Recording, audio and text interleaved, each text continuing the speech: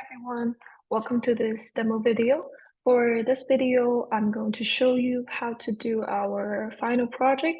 So since we are going to serve a uh, large language model, we choose one of the model from this two-bird model, which is tuned on squat dataset. And you can also find a reference in our RustBird library. So here is a sample usage of the question answering model, which is the one that we use in our project as well.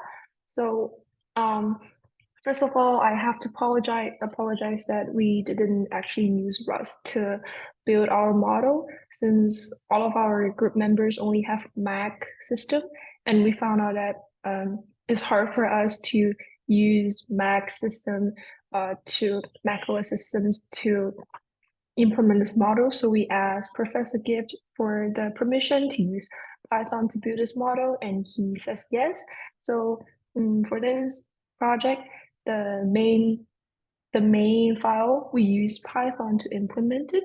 So as you can see, we list the API usage in here. So we use curl expose with the link that we host on to test our model. So I will demonstrate the test layer. So I will go through this process. So the detailed step is here. So first of all, we have to install the dependencies. So here we have all the dependencies in in your terminal. You should have pip install with all this dependencies so that the function could run.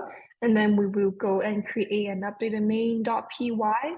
So in our main.py, we have some dependencies that are specifically for this project. So first of all, the transformers is really necessary for the large language model.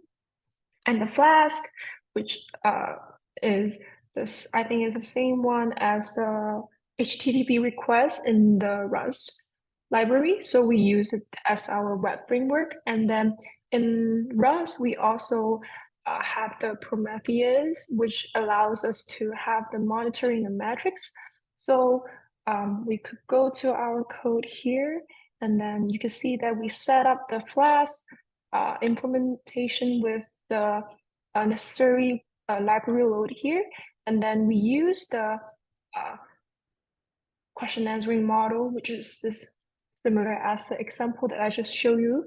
And then we implement the question answering, print out the answer, and then we have the API resources and also with the Prometheus matrix right here, so that when we do Docker run, you can find out the metrics located in the Docker desktop. So for the time reason, our Docker build is really slow. I won't show it right here, but we also include the screenshot right here. You can see the metrics right here is well functioning. And then, as I mentioned, this detail is being right in our main.py, so you could go and see it. And then I'm gonna demonstrate the Python running. So let's run the Python code right here. And then we split a terminal. So I will first of all say curl expose with the question, where's your hometown, with a context. So you can see that it print out the Guangzhou, which is my desired answer, and the start and end, which means that the answer start at index 45 and end at index 54. And the score, which is the confidence scores that the model believe that the answer is about 95%, which is really high. And then we could also show the error handling. So if I have a empty questions here, so I don't have question here, I only have content. I only have the context. If I run it, it will say that question cannot be empty. So same case for the context. If we leave context at blank, it will show that context cannot be empty, which is how we handle our error. And then this is a short demonstration. Let's kill the terminal. And then the next step we have to do is create a Docker file, which simply lists right here. It's really similar to the Rust. I think it's all the same. The logic is the same. So after we have the Docker file, we build the Docker image. So this, for us, the command is kind of different from the one we use in Rust.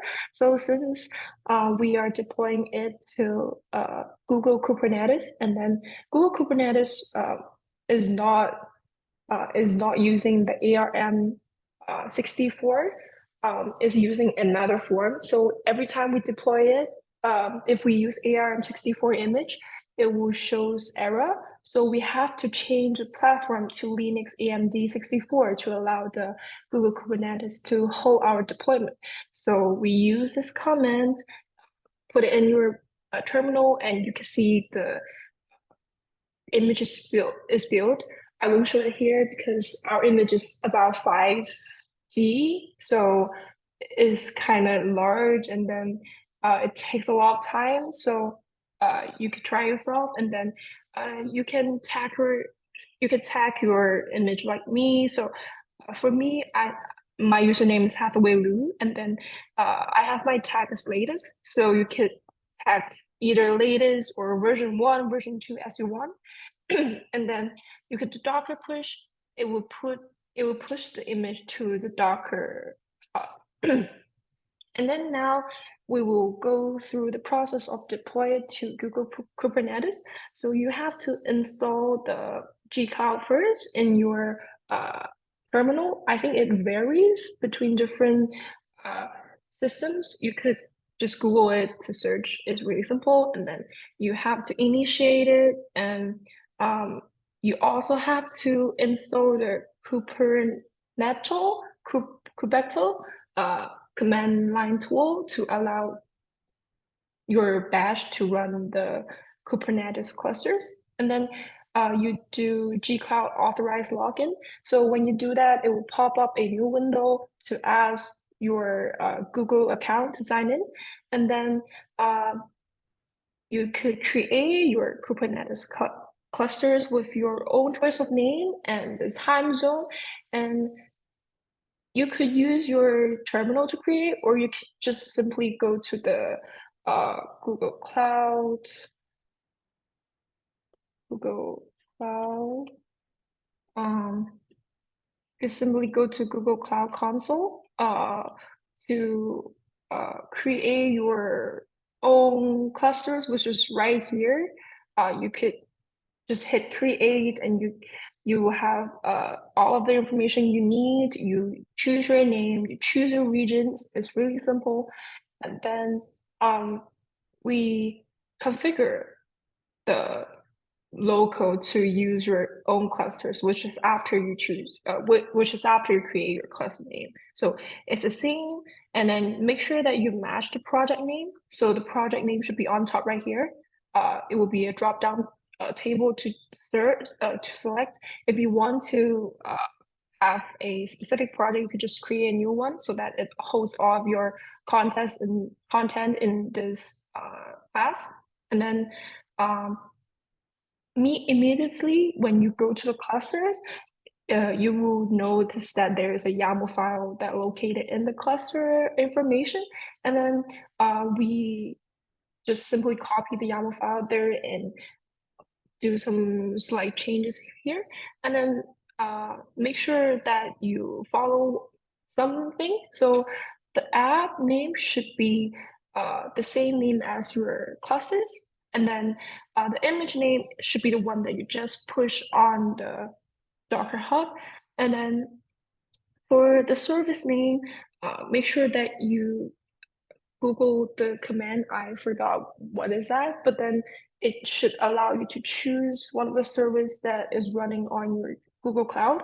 And then this is the name of your deployment. So you could choose whatever name you want for the deployment.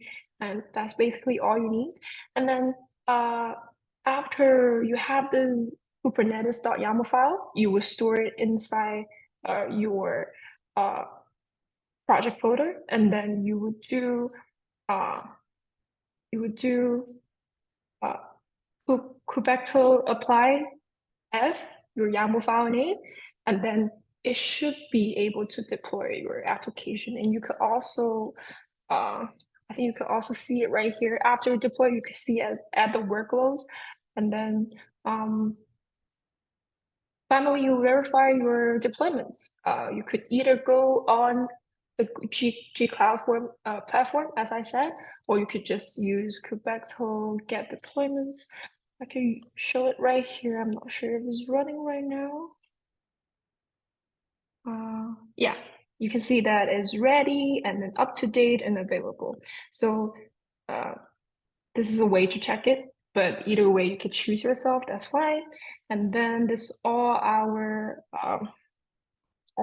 stuff. And then here's a verifier service. I think you could do it yourself, so I won't show it right here. And then finally, we will create a CI/CD pipeline to allow it to deploy to our GitLab. So here's all the things we need for this GitLab CI YAML file. One of the things you have to notice that is the CI registry users and CI registry password, you have to go to your Docker to get those. I think it is located in the profile section. You could generate new tokens and then it will show up the necessary things that you need here. And make sure that you go to your variable, I think CI/CD, you go to the variable sections and put all the necessary things inside and make it as protected. So that way, if others won't see it. And then there is also a key called GKE service key. You have to go to your G Cloud platform and then create a service account and then generates a service key. I believe Google has all of that. So you could just Google the way to do it. I will show it right here because it's kind of complicated. And then last things, make sure that this is the same command as you build and push, and then the zone of your clusters should match, and then the project as well. So that way you won't fail the CI/CD pipeline. And that's how we do our project. And we have some references right here, which is the Rusper library that I told before. And then we kind of relate to this Medium post to see how we deploy and build the Docker image on GKE. And then this is the official library for this distro on Hugging Face. You could go, and if you want, you could change to another model. That's fine. There's plenty of options you could do it, but the way we do is similar to, I think it's similar for everyone if we use a Raspberry library. And that's it for all of our projects. And thank you for listening.